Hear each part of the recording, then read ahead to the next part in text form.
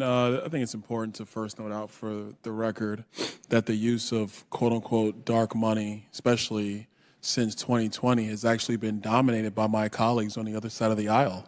The New York Times has reported on this, The Hill has reported on this, that most dark money, whether you want to talk about the court or politics or whatever the case might be, actually comes from the political left and the Democrat Party. And it's not been written about in the pages of the New York Post. That comes actually from publications that typically lean left in the United States. Real quick, Mr. Chairman, I want to actually kind of change speeds a little bit in some of what we've been discussing and do talk about some potentials that may exist affecting our judicial system. This is really for all the witnesses. Are you aware of any specific examples or instances of the Chinese government paying American law firms to sue for certain causes that would actually embolden the CCP's policy here in the United States? Anybody? Congressman, thank you for the question. I am not. However, the reason for that primarily is because we don't have access to third-party litigation funding agreements. We don't know, in many cases, who's funding these litigations, and that's why transparency, disclosure, regulation around this industry is so very important. Okay. Thank you for that. Quick question on follow-up on that one is, do you guys believe that third-party litigation has the potential to discourage and hamper American innovation? Absolutely. I would look at the Gulf of Mexico as one of the most premier innovative energy hubs in the world. We're ready to deploy carbon capture and storage. We're ready to invest in hydrogen, offshore wind, oil and gas. We can do it all. But every one of those forms of energy, whether it's oil and gas, wind, carbon capture and storage, is subject to litigation, and that threatens the ability of the U.S. to be the leader when it comes to deploying and advancing new technologies, and it sends that overseas. Our companies are doing it, they're ready to do it, and they want to keep doing it, but the court system holds it up.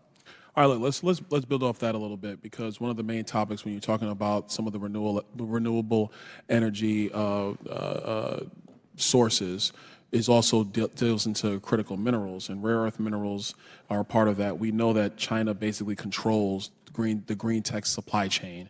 No matter how we want to talk about it here in the United States, those are the facts. Do you believe that China is a vital linchpin in the solar and wind supply chain in the United States?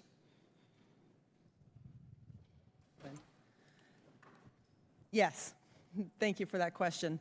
Right now, the vast majority of our renewable energy technologies come from China, and we have very limited manufacturing capability in the U.S. I'm proud to say our state has one and soon to be a second solar panel manufacturer, but a lot of their materials are still coming from China, and I hope we can be honest about that and think about how we change that situation. If we took China out of the supply chain equation, can the United States currently build an offshore wind farm? Mr. Milotto. Sorry. We're moving in a direction of being able to do more and more of that in the U.S. We're building manufacturing plants. Well, hold on, real quick. Because one of the things in Congress we hear a lot is, and it's not just here in hearings, we hear it in meetings all the time, we're positioning ourselves, we're on our way to do that. Today, if China was removed from the supply chain equation, could we today build an offshore wind farm? I don't know, to be honest. I would actually probably say that if you don't know, then the answer is there's no way it's going to happen. In your personal opinion, do you think prices of the electricity generated from offshore wind would go up or down if the United States had the capability of domestically mining important minerals and the ability to manufacture critical components? So if we basically did it all internally here in the United States, do you think the cost per kilowatt hour would go up or down? The movement of the sector continues to drive costs down because of efficiency and cost effectiveness over time, and the scale is driving toward greater and greater efficiency. So doing it in the U.S. should not slow that down. Okay, all right. Listen, I think that's all I need right now. I think one of the things we should be concerned about, and Ms. Wayne, I think you said it initially, is that one of the issues we are clearly seeing with third-party litigation is that there are, quote-unquote, dark pools that are funding all kind of lawsuits on all kind of sides of the aisle.